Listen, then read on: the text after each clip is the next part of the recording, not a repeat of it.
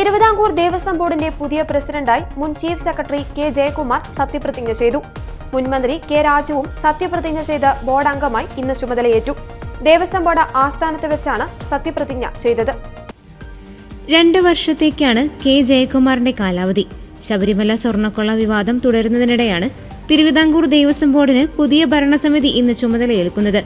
പ്രസിഡന്റായിരുന്ന PS പ്രശാന്തും അംഗം AG കുമാറും വ്യാഴാഴ്ച സ്ഥാനമൊഴിഞ്ഞിരുന്നു. വിവാദങ്ങൾക്കിടെ യാത്രയയപ്പ് സമ്മേളനവും ഒഴിവാക്കി. ചീഫ് സെക്രട്ടറി ആയിരുന്ന കെ ജയകുമാർ വിരമിച്ച ശേഷം 5 വർഷം മലയാളം സർവകലാശാല VC ആയിരുന്നു. നിലവിൽ IMG ഡയറക്ടറായി തുടരവെയാണ് പുതിയ പദവി. മുൻ പ്രസിഡന്റും കമ്മീഷണറുമായ N വാസുവും ഉദ്യോഗസ്ഥരും ശബരിമല സ്വർണ്ണക്കൊള്ളക്കേസിൽ അറസ്റ്റിലായി. ആരോപണങ്ങളിൽ കുരുങ്ങി നിൽക്കുന്ന സമയത്താണ് പുതിയ സമിതി അധികാരമേൽക്കുന്നത്.